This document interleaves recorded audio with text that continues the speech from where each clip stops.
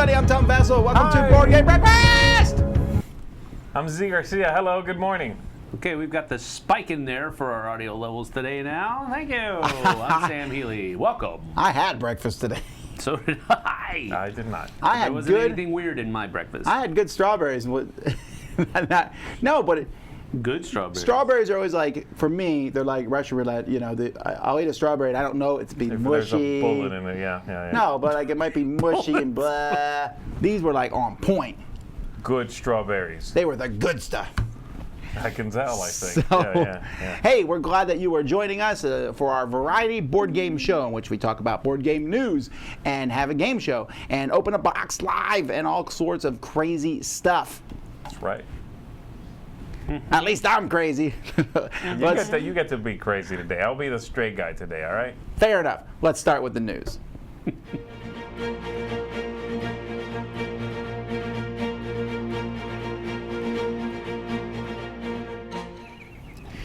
Alrighty, I imagine that our news segment is going to be pretty loaded for the next 2 months because this is the time of year where lots of stuff is announced. Right. Bring it.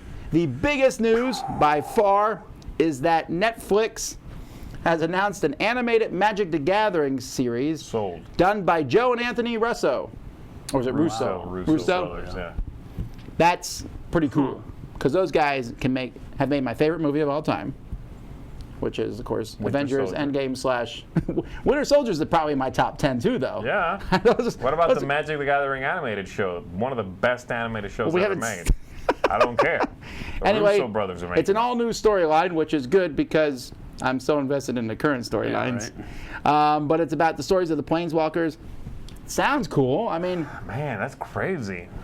I saw the trailer for the War of the Spark. Did you see that trailer? No. That was a pretty awesome trailer. Just like showed the Planeswalkers battling and stuff. It was really neat. Okay. And I was like, they stopped at a point and I was like, what happens next? It was just a trailer. So I'd love to see a whole show. Huh, interesting.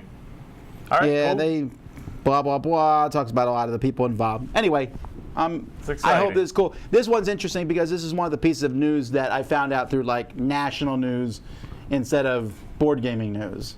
Yeah, that doesn't happen very often. Yeah. Right. But I think that's more in the power of the Russo brothers' name.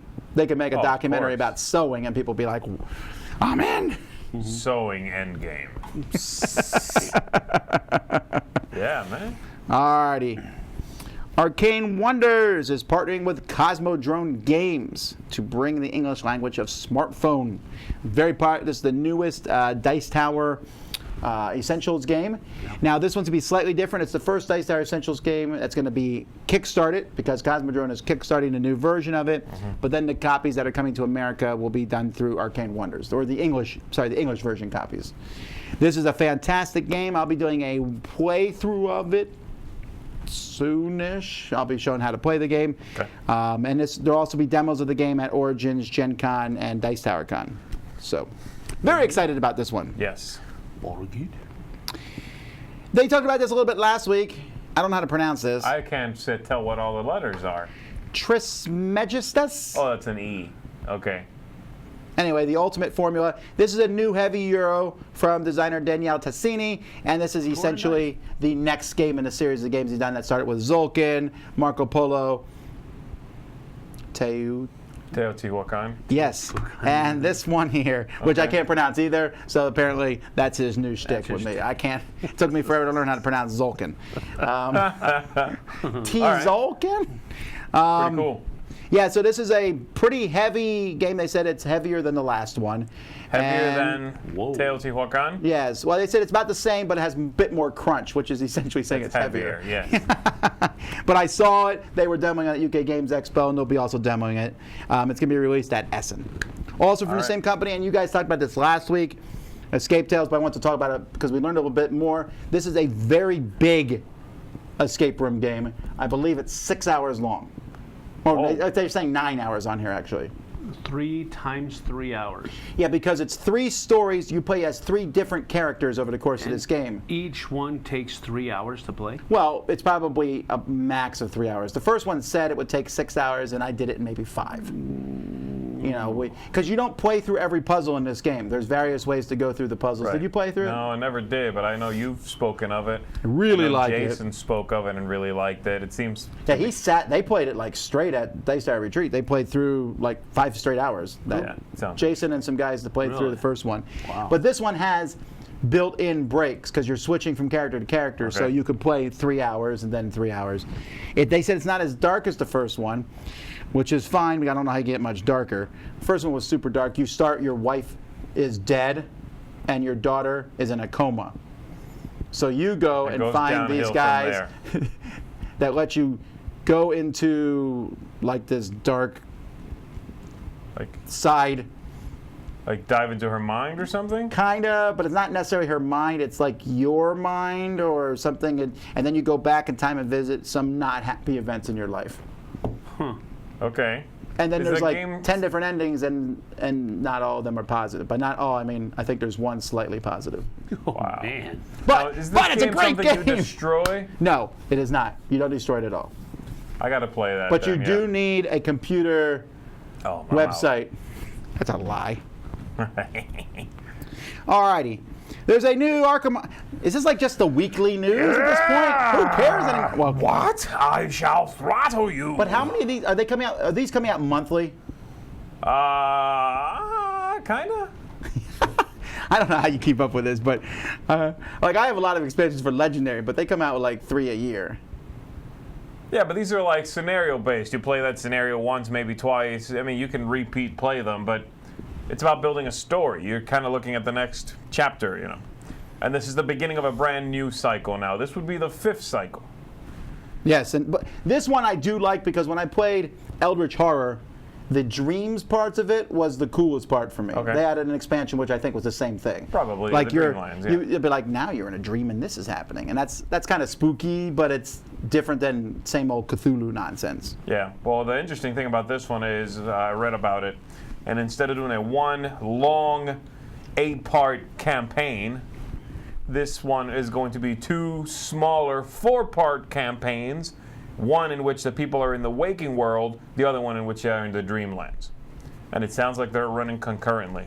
I don't know how if there's going to be crossover from one place to the other or not. I don't know how that's going to play out. But that's pretty neat. 2 shorter campaigns in the same storyline. I'm curious to see what they do with that. I'm cool with it. Oh, and there's more pictures of what's going on in this. All I'm hearing is... Gotcha. Oh, that's true. That's true. All right. Of Arkham. That's once. For a game now that will have no one arguing over this one, Watergate. From Matthias Kramer. This is from Capstone Games, partnered with Frosted Games. It's a 2-player game. One person is a bunch of journalists trying to connect informants to the president, and the other person is the Nixon administration trying to cover it up. That sounds actually pretty interesting. It really does. I'm just worried that I'd be like, before we play this, it's Capstone Games. How strongly are you going to take this theme? Like, are you going to get upset at one of the 2 sides here? Right. It's only 30 to 60 minutes, and Matthias Kramer has done some pretty good games. He did Lancaster, Glenmore. Isn't Capstone known for their like heavier games though? Well, they do mid. Yeah. They've done. They did that light line of games. Yeah, that so like normal weight for everybody else. All right, then going to even happier times.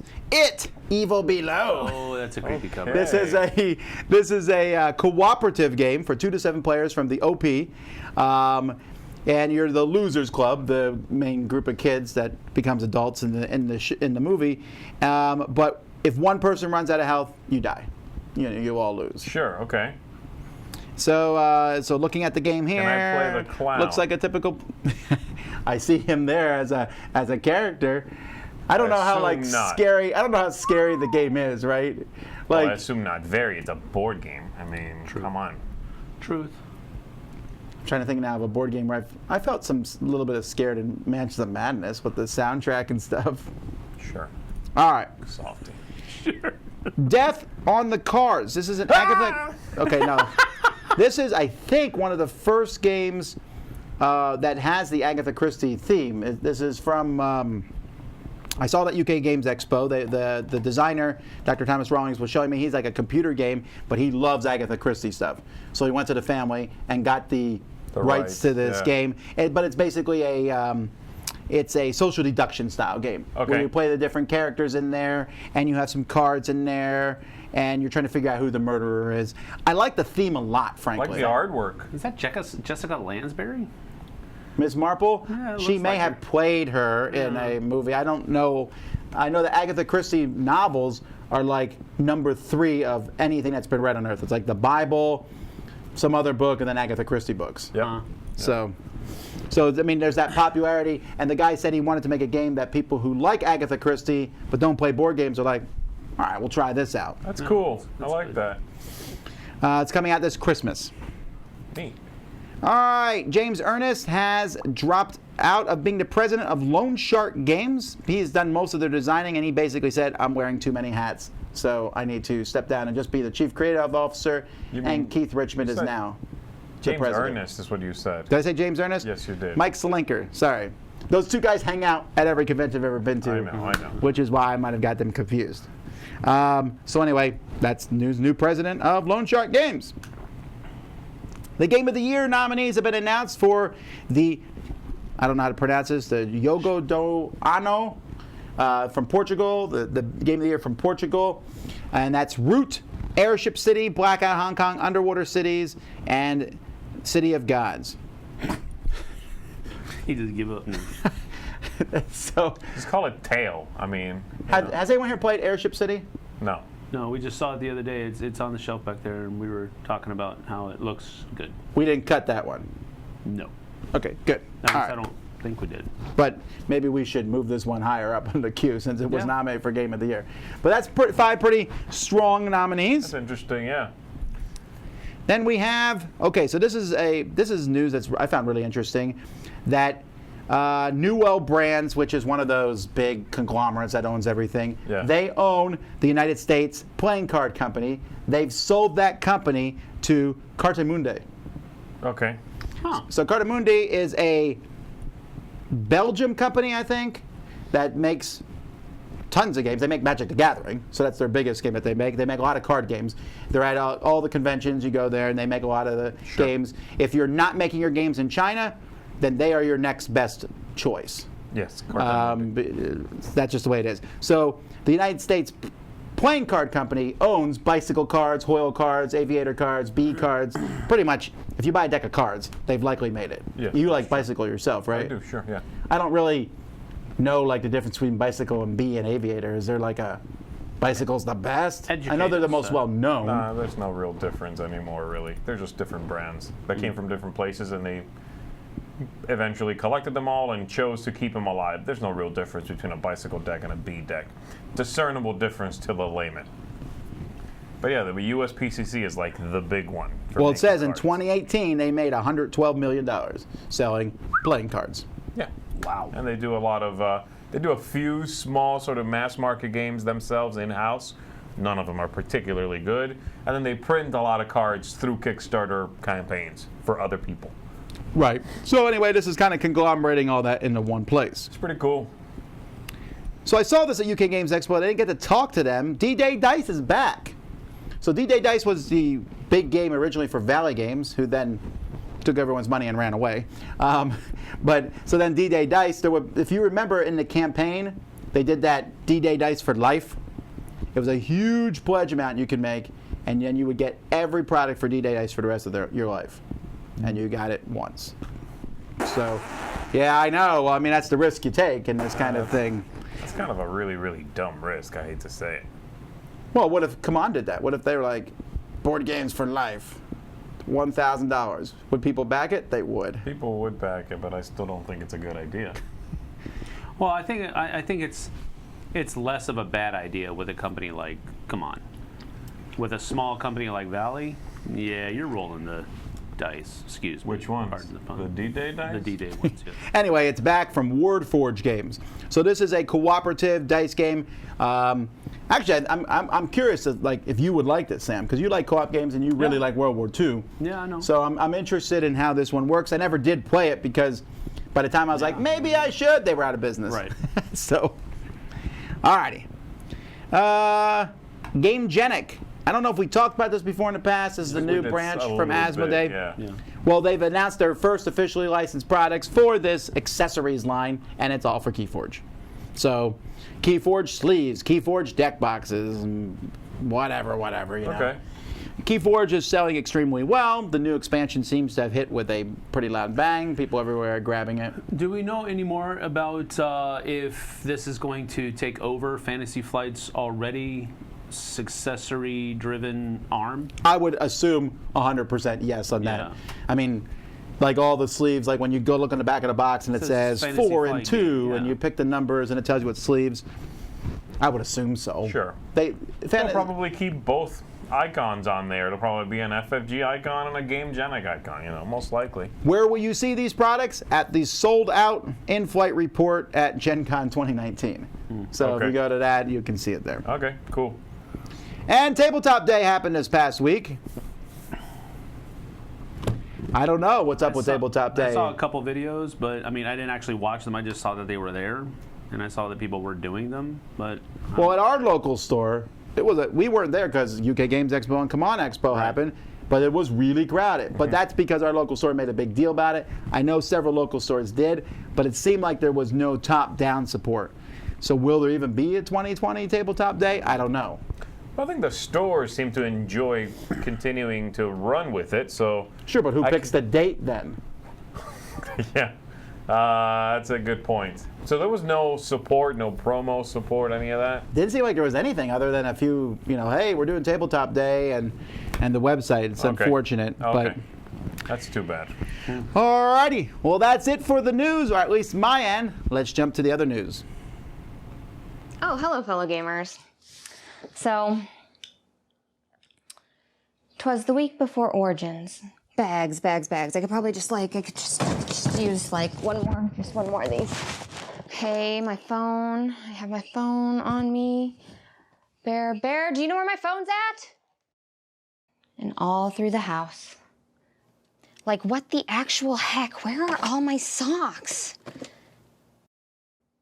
Not a creature was stirring. Oh my God, why are there so many Kickstarters? Not even a mouse. Featured this week, we have Shiver Me Timbers by Weltflug Verlag, which is for 2 to 4 pirates ready to pimp their ride.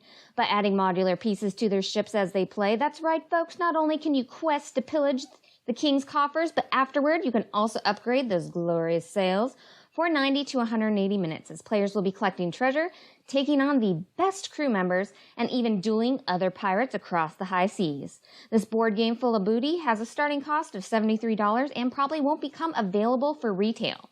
Speaking of oceanic shenanigans, we have The Refuge, Terror from the Deep by B&B Games Studio, which brings 1 to 6 divers into the depths as you try to escape the Kraken by salvaging equipment, using player abilities, and avoiding those tentacles for 20 to 40 minutes. As players cooperatively, competitively, or just solo, try to navigate the seafloor while managing items in their hand. The base price for this game is $49.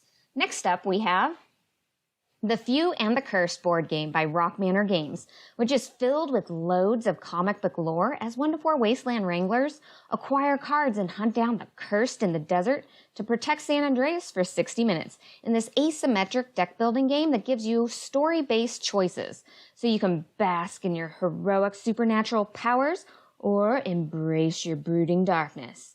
Now, this little cursed western can hit your table for $59, and finally, we have Alter Quest by Blacklist Games. This epic adventure calls for 1 to 4 heroes looking to cooperatively travel across a modular board system while building their character decks by utilizing the deck system for 30 to 90 minutes, giving players different outcomes per the combination of decks selected for the encounter.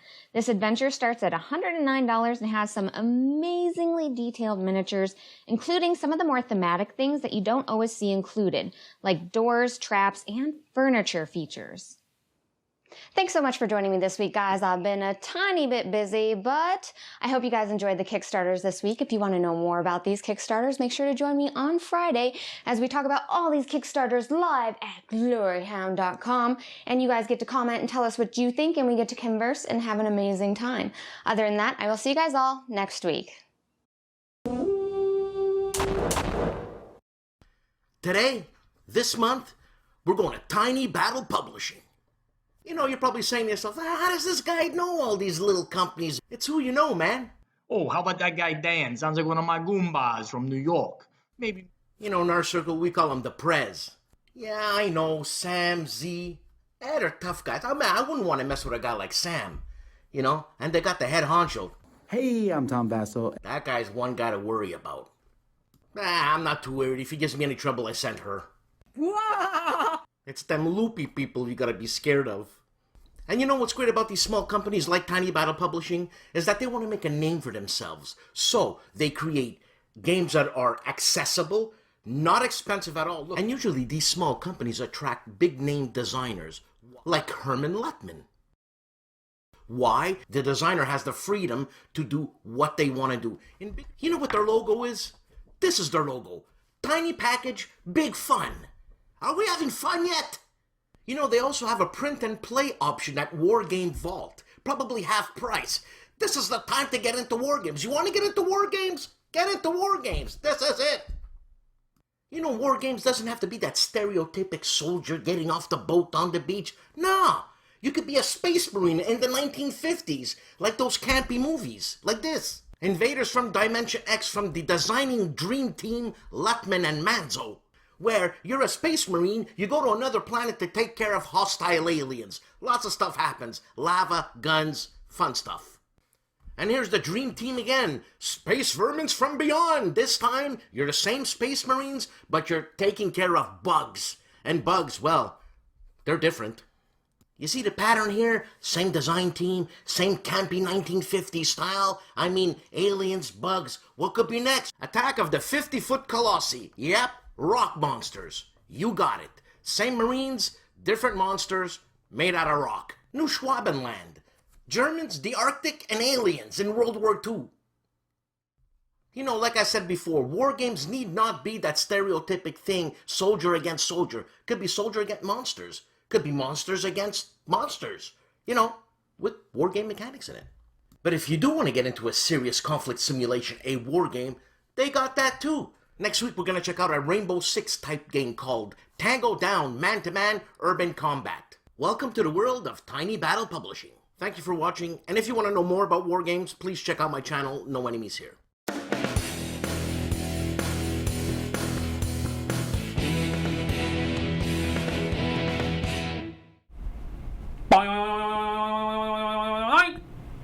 Welcome back to another segment of Player Stereotypes. Today we're taking a look at the Amnesiac. The Amnesiac is that guy What's or this one gal about? I forget. that sits.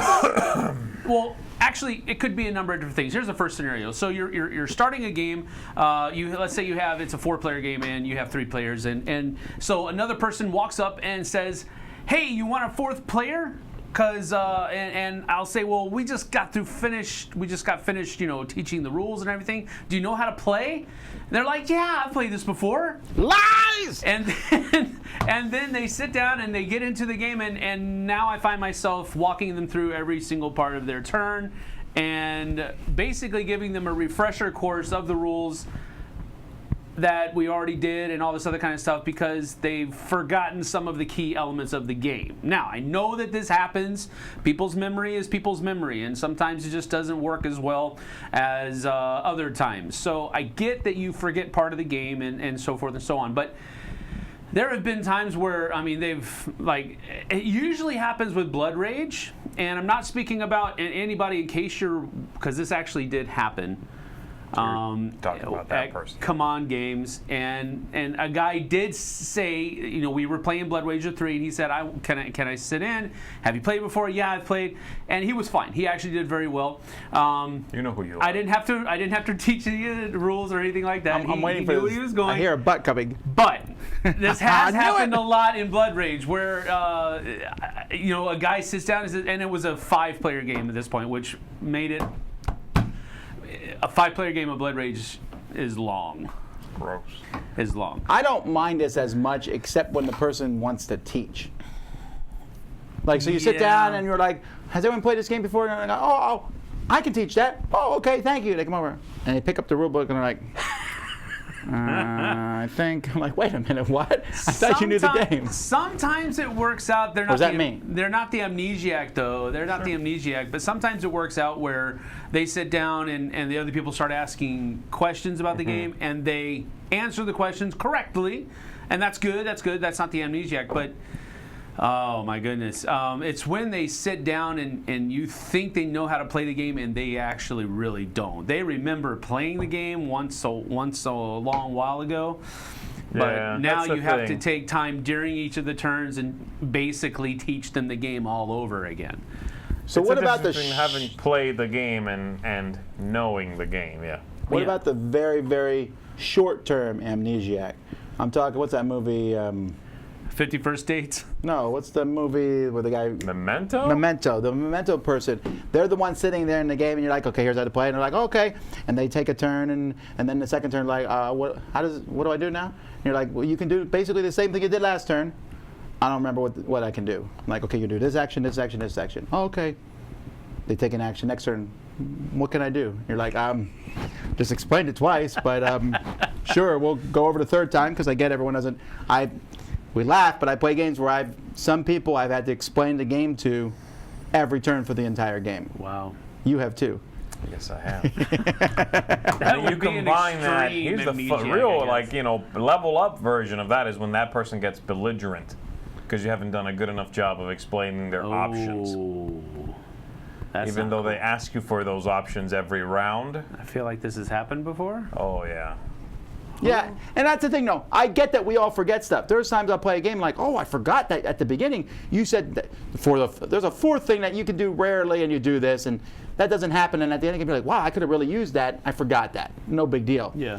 But I'm amazed. And a lot of times, it's not because the person's forgetful. It's because they are not paying attention to the rest of the game until it's their turn. They're like, well, what can I do? Like, but 3 other people just went. They had the same options you did. You could do, they all picked the 3 different things. Yeah. It's your turn. You can do one of those 3 things. Well, what are the 3 things again?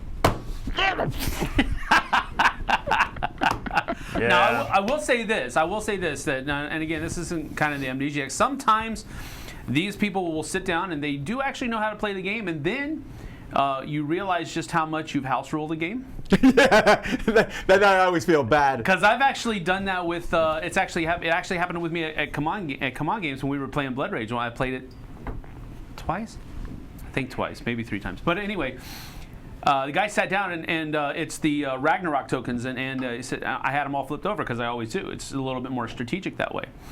And he was like, are we supposed to flip those over? I was like, oh yeah, you're not. And I just said, I just always play that way.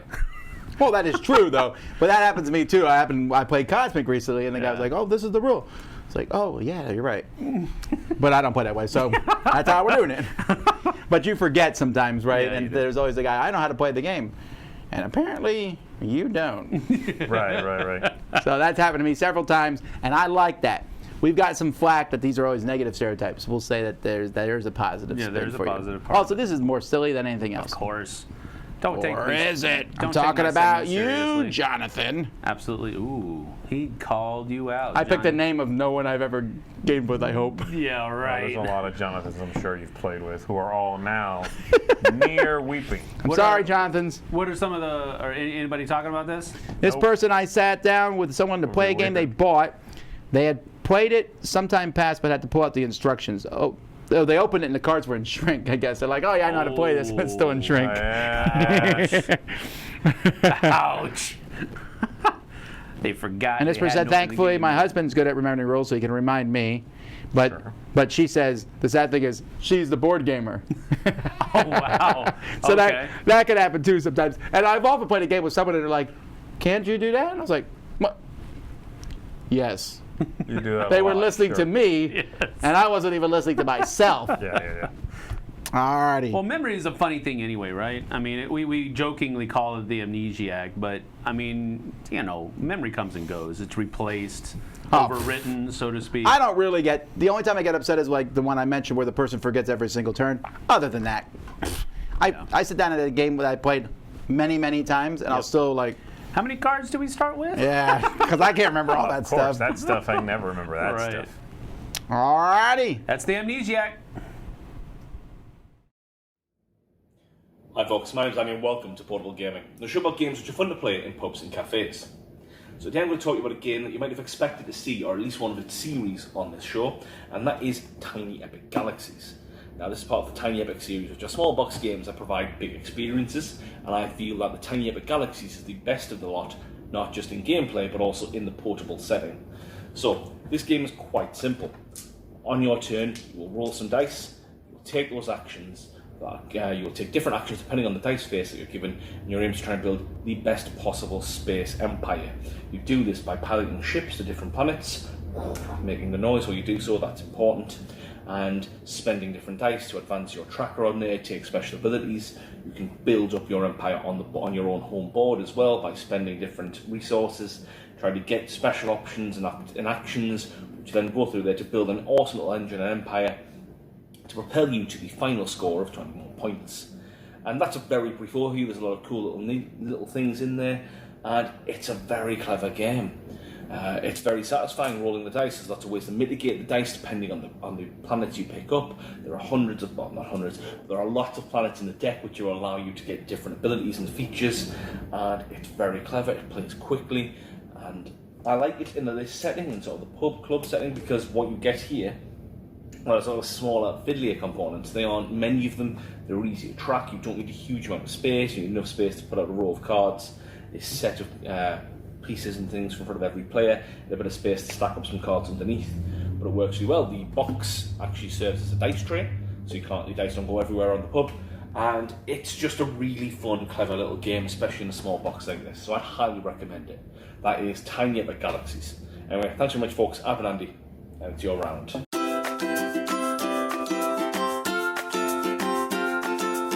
Hello everyone, my name's Annette, and you may know me as Netters Plays. And today on Applied Mechanics, I'm not going to go over a game. In fact, this will be my last Applied Mechanics segment for Board Game Breakfast. Now, I've been producing weekly videos almost every week for the last 2 years, and it's a lot of work. All the contributors on Board Game Breakfast, they put in so much work into every segment, week in, week out. And the amount of work that is needed is not just the time to record the video, but it's also the behind the scenes things. You have to think about what you're going to say, you're going to have to think about what game you're going to present or what subject you're going to go over, and also on top of that you have to edit, and it's a lot of work for every week. And it's not to say that I didn't enjoy it. In fact, I really enjoyed it. I enjoyed it so much that I did it for 2 years. This is not to say that I'm going to completely quit making videos. In fact, I'm just going to dedicate more time to my own personal channel. Now, I'm really going to miss the audience interaction, the community interaction, and everything else that comes with Board Game Breakfast, like all the other contributors. So this is not to say a goodbye, but this is in fact to just say thank you. Thank you so much for just being a part of this. And I know I bring these videos to you, but you bring a lot more to me in the interactions and the community that we all make together. Well, thank you so much, and bye. Yeah, that's too much chest. Not Matthew Jude.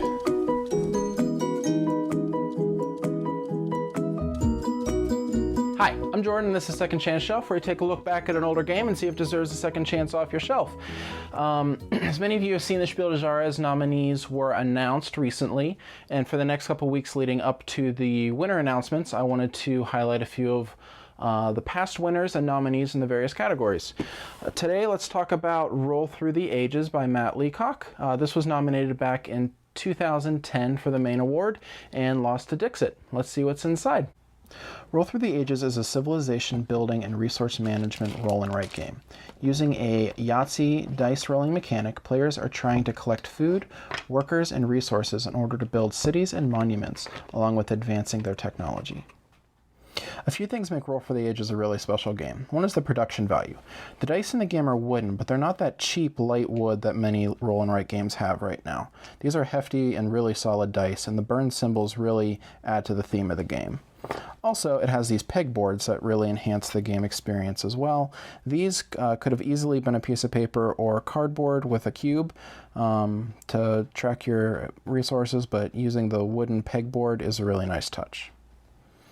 Another interesting aspect of the game is how disasters are handled. Many roll and writes have a disaster side to the die, which can be really frustrating, especially when the games are luck-based.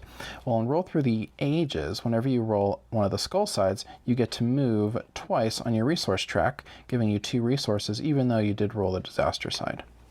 Well, let's Roll Through the Ages. Get this one back to the table. It is awesome. It's still one of the best roll and writes out there, and it came out like 9 years ago. Even though there's a new one coming out every day, this one is probably better than most of those. So, I'm Jordan. Happy breakfast.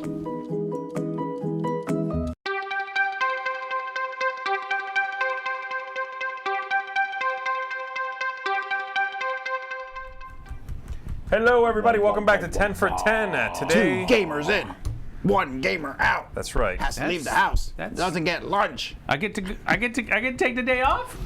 The winner goes. Oh, the winner gets to go. Oh, okay, I got That's you. better. That's better. All right, so here we're going to be. Stakes are high. I'm showing you 11 games, and we are going to be ranking these. I haven't heard of any of these games. You haven't? According to the People's Choice for on the Dice Tower 2018 list. Wait, what? I should remember this. Maybe. Oh, man. So People's Choice 2018 list. We did that list from your input.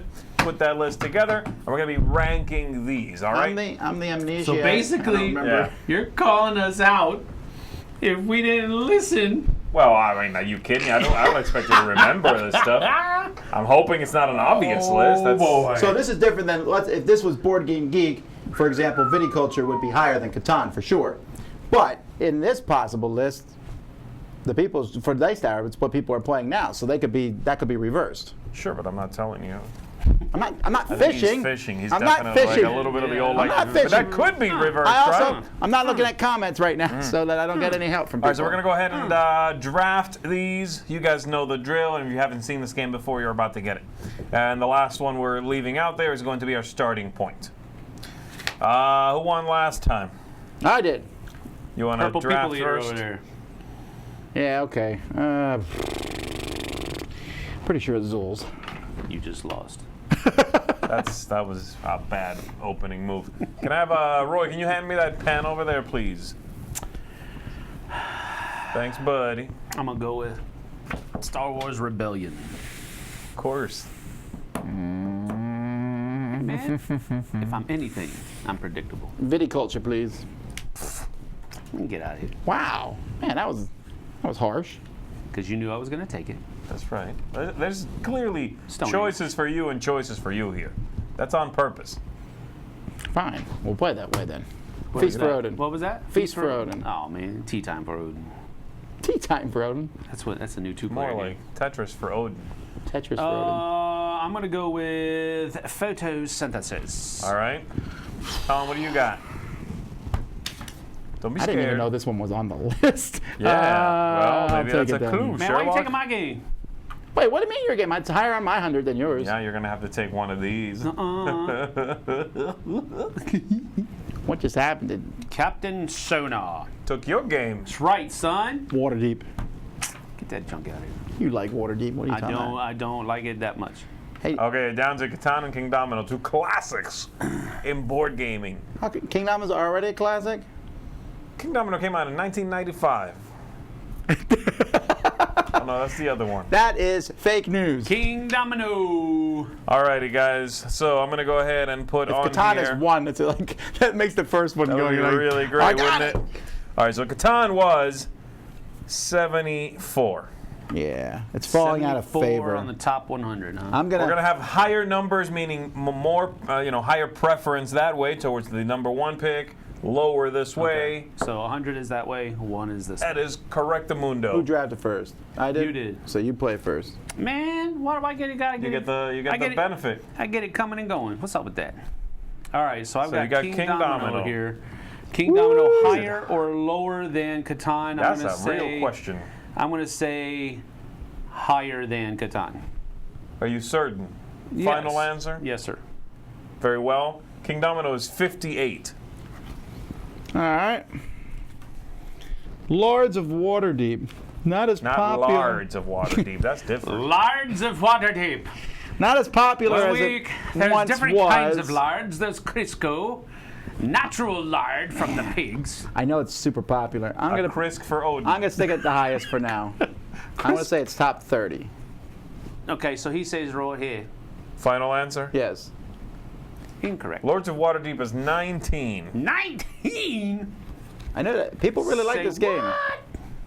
That Now- is cray-cray Now speak. it's getting tough. Now what do you got? What do you you have got? choices to make. Captain Sonar. I really think that it's either here or here. I don't believe that it's here because I think it's in the this top is 19. Really, I do too. I really do think. I know it's higher than King Domino. I'm gonna guess and say that it is also higher than Lords of Waterdeep. Final answer? Yes, sir. That is erroneous.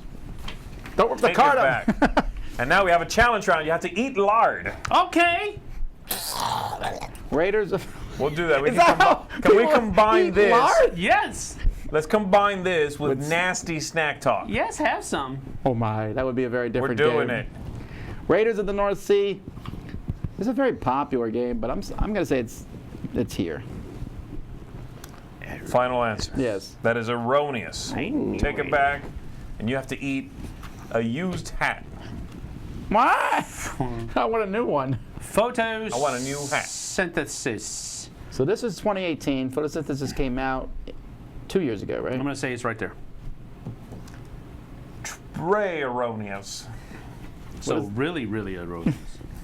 All right, Feast for Odin. Oh boy. This one is getting more and more popular, but I don't know if it's in the top 18. So I'll stick it between Waterdeep and King Domino. Final answer. That is correct. It is 52. Woo! That was very close. You almost got.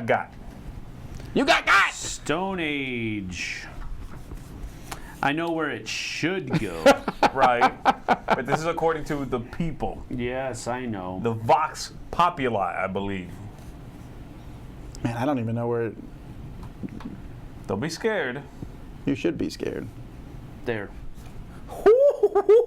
That is right. What number do you think it is? 51. 20. 38. I was closer. And so you get to get now to throw I up get the to, lard I get to go again? and put it back on the table Give of me your possible hat. things to eat. Viticulture. I'm going to make this game disgusting. All the way to the top. I'm going to say it's top 10. What number is it? It's correct. What number is it? 7. It's 3. Man, you can't remember top 3? I couldn't remember either. They were playing this on Tuesday at the game meetup, so Really? I was like, well, it's still popular. All right. All right, how many you got left over there? Several? 3. 2 more. Okay, plus 3 this plus one. this one. I got 2. Okay. All right, so Star Wars Rebellion. Again, if you guys want to make a note on the card when you miss, you can do that. Oh. I haven't missed yet. This was my first pick. Well, so I'm just saying, if I give you one bag, you can be like, oh, not between this and this. Got it. Probably a good idea. Nah. I'm telling you, with this game now, we're now in 2.0. This is phase 2. No, you did miss. He did that trace erroneous thing to you. Yeah, Trey erroneous, which means What wasn't that game? it was though, I 100, think? you moron. That's what I heard. It's 102. So what do you think this one is? Because it just came out. No, it came out a year before that. Which means it's now garbage, right? If I understand No. gaming, Games on the People's Choice, they tend to move up and then go back down. So that's it crazy. was probably Some sort of bell curve is what you're speaking of? Witchcraft. it's a witch curve. Witch curve. Burn him at the curve. I don't remember. I want to say it's here because people really enjoyed it. I know that I was surprised when I heard it. Would you like to phone a friend? No, I would, but I know you're not going to let me. What? Plus, I don't think any of my friends would I tell called me. my, hey, Bob. Can you check this out real quick? Can you go back and pull that Google video this. up? Google it. I'm going to say right there. No. Take it back. He didn't even ask you if it was your final I know, answer. right? It was. It took so Azul. long. Now, I know Azul's super popular. Wow, I don't remember 1 and 2. I'll say very top, above Viticulture. That's like What? That's super specific, but it might have been 2. 2 or 1? Well, it wasn't 1. I don't remember. I'm putting it there. Final answer. Yes.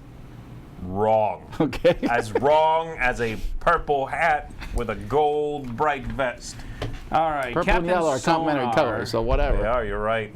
Are they? No, it's yellow Purple and blue. orange. You're right.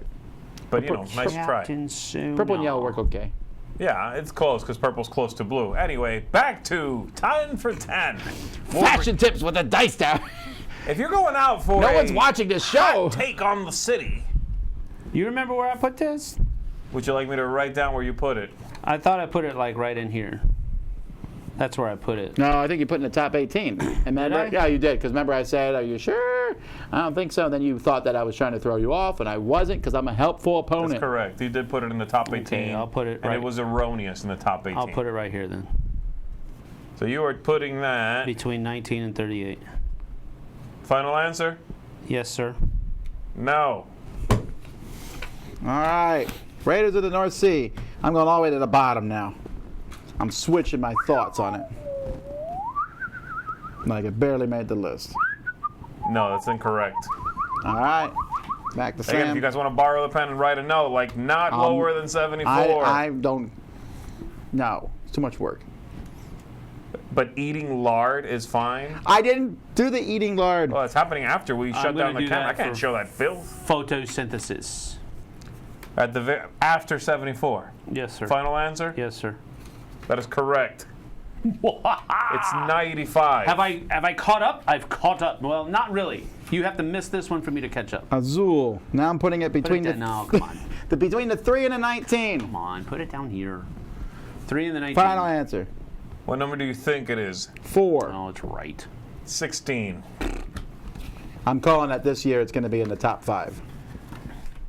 Let me scoot these down here like so. I also saw that being played Tuesday night. Which one? Azul and Viticulture were both played at the game. Really? So somebody's all over this. Someone knew you were going to do this. Oh man, what's it like? All right, Sam, what do you All got? right, Sam, you got one more? Star no, Wars you got Rebellion, two isn't it? left? I got 2 left. You'll never man. make it. Star Wars Rebellion. Rebellion. You just keep on missing. I know. I'm overestimating our audience. That's what I'm doing. Whoa! Oh, hot take. Boom, boom, boom. I said it was up here earlier. And that was incorrect. Between 3 and 19. I told you, it's not played that much. I know it's not, but people really like it that do play it. So I want to say it's here. But again, am I overestimating? That's the thing. Like a mammoth I guess. trying to learn tricks from cavemen. Whoa. Maybe All right. here. Maybe here. This is not enough of a window, I don't think. I put it Hey, between Odin man, and King every Domino. window's a door if you jump. Jump! This is Well- I just give out wisdom in this game show. I might as well jump. You going in there? Yeah. That's right. Oh, so smart. It's 30. Such a guess. Top third. Look at that. 30, All right, man. for the win. Okay, Raiders of the Tom, what do North you Sea. got? Raiders of the North Sea. Where'd Now, I if you put had it? written down some I notes. was going to say, where did I put it last time? I remember I put it below Catan. Okay. So maybe it's below photosynthesis now. Because that's logic. That's how that works. Could be. I was thinking between King Domino and Never know until you Catan. try. Raiders Final of the North answer. Sea. Between 58 and 74. Yeah. You think it's right? I would imagine that yes, it is. What number do you think it is? It is right. Well, you've been picking some nice jumps here, so I'll go 62. What number do you think it is? This is a sub game. 43. No, he's right.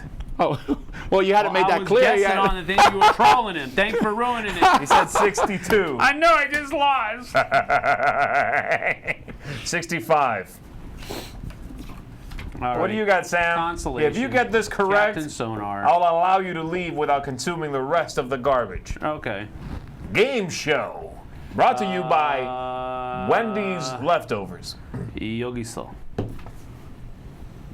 And that is Captain Sonar. Yeah, between 38 and 52. That is erroneous, my good man. It is 88, so it would be way down here. Ooh, it's a great game. You should play That's it. a really good game. Again, So I this- overestimated. Well, every game in. Wrong! I'm sorry. This game is getting more violent. All right, 10 for 10. We'll see you next time. let's Bring your A game. I don't have a A game. Hi everyone, welcome to Birmingham. Yes, it's amazing. This is the way it. This is the way it. What's up? It was my exciting entrance. I've never been on it. With pitch or with Persian? What are we doing? We're not pitching. We're not purging today. No, this is Birmingham, the UK Games Expo. Birmingham. Yeah. Home Of what? all these cranes. Yeah, there's an awful lot of cranes out there. It'd be nice when it's finished. I hate Birmingham. When is it finished?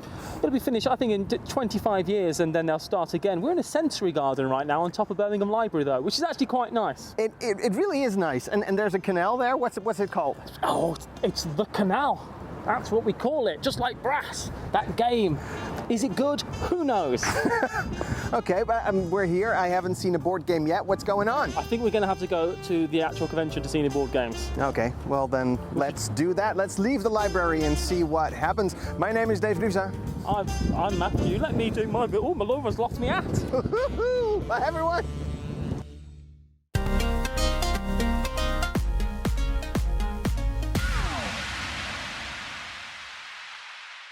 This is Roy Canny, and this is 5, where I take a look at my top 5 things in a game. Today we're going to be looking at event cards from War of the Ring. I'm going to be mixing together the Fellowship factions with the Shadow faction event cards and just talk about some of my favorites that I really enjoy. So number 5 is the Power of Tom Bombadil. This allows you to advance the North on the political track, which you're trying to figure out how to get things in there, but then also protects like the Shire and different things like that, and your opponent's going to have to try to figure out how to get rid of this card before they can attack that area. So if they've moved a bunch of like things over there, it can help protect that. And I just really like Tom Bombadil, and so it adds that to the game, so it adds that little flavor there. Then the Balrog comes for the Shadow player. If you have the expansions, you actually get to take the Balrog out of Mordor and move him around and stuff. And this helps you activate the Balrog and move him extra spaces and be able to do lots of mean things with him. So the Balrog comes as definitely an interesting event card. And then another Shadow card. I normally play Fellowship, but my number 3 is the Foul Things from the Deep. This reminds me of the Watcher in the Water, which is a big part of the Fellowship of the Rings. But this lets you draw a hunt tile and basically deal corruption, and then they can have to take out one of their characters if they can. And then Challenge the King is my number 2. This is like when Aragorn looked into the Palantir. I'm a huge Lord of the Rings nerd, so you get to like go through the hunt bag and try to like take out some of the eye tokens, which can really mess you up when you're in Mordor with Frodo and the group. And then the Western Way. This is an interesting card because it's definitely not what happened in the books at all, but it basically, if you take the Fellowship all the way over to the Grey Havens, you can move them around the board. Basically, they sail in ships down to Gondor, which I did this in one game against my dad. I didn't know it was even possible, but I got this card and I was like, oh man, this is super cool. So the Fellowship went around down and sailed around down to Gondor, a completely different way than I had ever played the game before. It was cool to see that happen, and that's why it's my number 1. So thanks for joining me on 5. This has been my top 5 from War of the Ring, and I'll see you on the next one.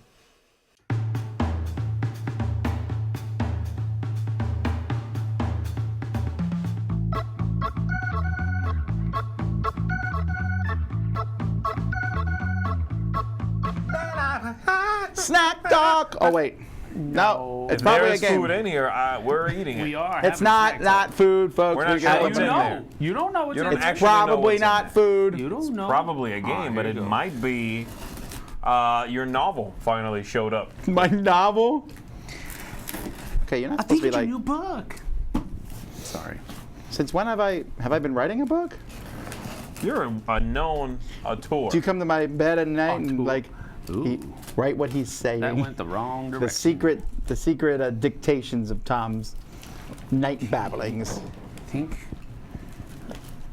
it has to be open this way. I'm sorry. We're not even focused on it yet. All right, let me see. What is it? Is it a game? Now we are. Get out.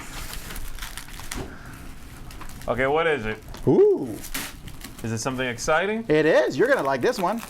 I am? Only him? Well, all of us, but... Why can't I like it too? I don't want to look yet till it's unwrapped. Oh, the tension is killing me. Can I look? It's not unwrapped yet. It's still not unwrapped. Come on. Keep your eyes. I'm trying, all right? It's like Fort Knox's I thing. try to unwrap games and I fail. Still Try to not look at unwrapped. box. I know you're lying. You can't. Let me look. Oh, okay. Valley of Kings, the premium edition. I'm pretty pumped about It's a this. huge box. It is. So Valley of the Kings came out originally. It's a little deck builder, and then they did the same game 2 more times, just with different cards. That's right. That is correct. And so this Oh, is the premium edition. It has all 3 sets, and I'm assuming there's new stuff, maybe? I don't remember what they did. It's new components, certainly. I don't know what they're doing here. This is a really cool deck builder, too. This is a good deck building game, but it is a massive box. I wonder if this box will be somewhat on the empty side. Let us find out. It does not feel so. Really? Feels heavy? Yeah, it does. Well, how many cards does it say are in the box? 1,200. 1,000. It It does not. says 200 and what is it? 294? 350 tarot-sized sleeves. Okay, so 39 card dividers, 294 artifact cards. So it's going to be sleeve, too. This game you build your deck and has cool cards, but then you also want to score the cards by taking them out of your deck. You entomb them. Ooh, a chart. Tom, get psyched. Get hype. Did you Get say hype. Oh, there's a solo player variant, which Ooh, takes I'm up in. half the rule book. Card supplement. Oh, that's good. Are card supplements No, I something think you the take card to make supplement took up 2/3 of the rulebook. I don't mind that though, right? You don't need to Yeah, read yeah, it. yeah. I agree. Better you go. put it in there than not. Oh, that was just a player's guide. Here's the actual rulebook. And why would they include this? That's Why do you need to include that right there? That's unnecessary, y'all. These all came out of it. Oh! That's some really good punching though. If like every single one was punched Right. in the box. It comes That's called pre-punched. postal punching. When the post office does your work for you. They just grab it and go, Here's your 2. and most everything falls out. Look, this used to be a card. Now, cardboard. Boom. It comes with a little bust. That used to be Okay. nothing, Well, there you go. This actually. is one of the reasons in this big box. The size of those cards is considerably larger. Oh, yeah, you're right. Those are huge cards. Whoa. Wow. Here, you want to They, take that. they were normal sized cards in the These original are one, right? linen. Tarot Yeah, they were size. normal. They're tarot size. Linen finished, massive cards. Well, I'm pumped These are about this. gorgeous. This is a cool. I'm super pleased about this one. They kickstarted this one, I think, didn't they? Or did they just announce it? They did. Kickstarter, yeah. Good. Well, this one, yeah, this is. I'm excited about this one. Although the disadvantage of being the bigger one is one of the things about the Valley of the Kings was you could take it in luggage and carry It was with a you. portable game, yes, that's And true. it's no A longer. bunch of starting decks. That's correct. Wow, these are. Base game. And then there's last rights. And those So are there's the 6 base game starting decks and 6 last rights starting decks. These are I don't know great what that cards. Great. But you know what? I think that AEG is moving to these They're a tarot little cards for everything. Flimsy. I don't know. Yeah, but they got sleeves. So what does it matter? No, I know that. Yeah. Oh, you mean yeah, that? No, those aren't sleeves. Those are the dividers, right? They're thin. No, these are just starting decks. So I guess. No, those are the dividers for the Dividers, yeah. starting. Wow, these are really, really They're good cards. They're slightly thin, but Yeah. with that finish, that should not Plus be the a sleeve problem. should be all right. Yeah. Sarcophagi, Whoa. canopic jars. Hey, amulets, there's books, special ability statues, cards now. I don't remember that. mummification, That's new. jewelry. Like powers, you can be Ramses. Sacrifice a card for triple its gold value. Cards cost Custom you 1 sets, less gold than their listed randomizer cost. cards and reference cards. And favorite cards. Kufu, So, yeah, these select are an all the opponent, take the dividers. top card of the I got the stock, exciting then you take a thing. card. Here you go, Sam. Look at that. At the end of each turn, draw a 6-card hand and then discard one. This is a nice production, man. This Yeah, is it is. amazing. Well, again, AG, ever since they did that whole thing, we're going to make fewer games, make them really well done, it seems to be working. Yeah. It's taken them to a company that I really care about every game they come out with. Kopesh. And that's the I idea. would love to have a real Kopesh. I just think that would be cool to have. It always seems like that doesn't seem like a useful weapon, though. Oh, it'll cut you. No, I get it, but it seems like if you, I swung it the wrong Judgment. way. Doesn't hurt now. If you're swinging it the wrong way, you shouldn't probably be wielding one. Harvest. You know what I mean? I should be wielding one, period. Goddess. If you know how to Nut. swing it, you could. I don't know. I don't know ask either. me. Burial ceremony. Look at this cat. He's a Statue brick of mason. That's Osiris. exciting. That dude is on Boat. fire. All right. Burial. Well, this was a Sun's excellent unboxing. I'm super pumped about this. I already know I like the game. Correct, right. It's The something components we're here aware look of. amazing. Brain hook. Yeah, you go in the nose, pull out. Actually, yes, it's for mummification purposes. Oh. That's what it is. At least they're just showing it to you, not a description of how. Not in use. Yeah, they're not showing it to you while in practice. And this is how it works. I'm out. All right, very cool. All right, well, that's our surprise unboxing. I think we got a little bit more for you. Let's jump to it. Hey folks, this is Jonathan for Harshipin, and today I'm going to talk about my top 5 best Kickstarter games I've pledged over the years. I'm more of a Euro gamer, so there's not going to be any retraction inside my top 5. But if I had to pick one or two, would have been one of the Cool Mini or Not games, the better one, or Lord of Hellas, something like that. So bear with me. Number 5. It's Brass, Birmingham, or Vanilla Brass, doesn't matter. This is how you relaunch a game that was made a long time ago, and this is how you reprint it and deluxify it. Everything inside that game, from graphic design to components, is amazing, and it's still the same great games with a twist with the Birmingham edition. So on to my number 4. Number 4 is Anachrony. Yeah, Anachrony is a big box game with a lot of stuff inside, and that Kickstarter is gonna worthwhile your money, because even if there's a lot of stuff inside, it's all great. There's asymmetric powers, worker placement, and everything inside that game is well done. And this is one of the best box for box Kickstarter that you can buy. On to number 3, it's Clan of Caledonia. This game, it's a pure Euro game, resource management, engine building, things like that. And even with a smaller box like that, this is one of the greatest resource management game out there. On to my number 2, it's Gugong. Yeah, Gugong, it's an amazing game. It's a game that don't pretend to be anything else than a great Euro game with a twist. You have cards on the board, and if you want to do an action, you have to play a cards with a higher value.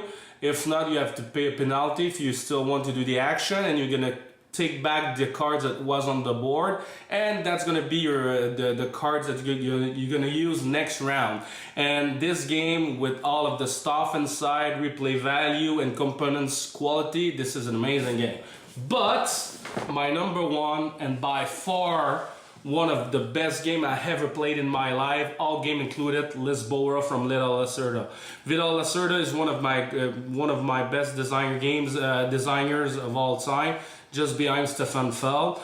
And all of the games he did with Eagle Griffin game are coffin games like that, with a lot of stuff, and Eagle Griffin production values to the roof. So this game's amazing and one of the best Euro out there. And if I had to pick the worst Kickstarter I ever done, would have been Fallen City of Kharas. Yeah, this is a nightmare. It's been released in 2012. I'm not even able to play it yet because the rules are so bad written. I don't even have my stretch goal yet. Anyway, no more stuff into that. If you want to see more about that, just go into the Kickstarter page of Fallen City of Kharas, and you will see the nightmare that all of the contributors of that game had to go through.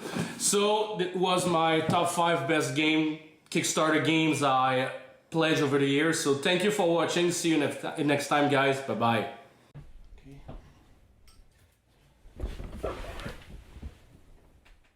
Hi, I'm Doug Jr. I'm from Doug and Doug Gaming, and you're watching A Fellowship of Meeples.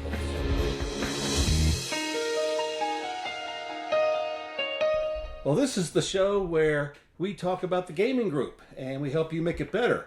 And I apologize, I just got back inside. I was out on the beach shooting a wedding. And I'm a little bit tired, but I got to get this segment done because it's I don't know why I'm looking at my wrist. Doug the third he's not here. I don't know where he's at, but he's not here. But I gotta do this anyway. I apologize for the mess. Let's see. Oh, this is the script from last week. Okay, this is not. Let's see. We could show no, that's not. Okay, I'll be honest with you. I got nothing.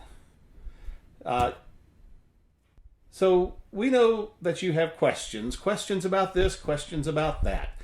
We want to answer your questions about your gaming group. How can you make it better? Maybe some things you've tried just aren't working. Maybe you don't even know what to try. You know what? If you have questions, we'll be glad to make up some answers for you. So leave your questions in the comments below, and we promise that we'll look them over, we'll pick some of them out, and we will do our best to answer them and hopefully even give you good answers. That's really it for our Fellowship of Meeples, but we'll look forward to next time, and we'll see you then. Hey, enjoy the rest of your breakfast.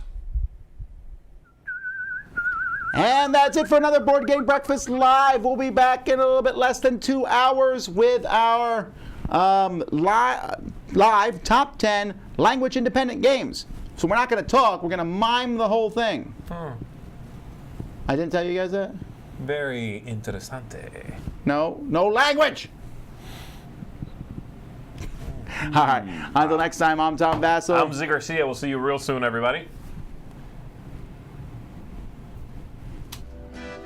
Thanks for watching Board Game Breakfast. Tune in each week for your daily dose of gaming. I'm Eric Summerer, and you've been watching Board Game Breakfast, a Dice Tower production, sponsored by Cool Stuff Inc., an amazing place to buy board games. Cool stuff in stock at coolstuffinc.com.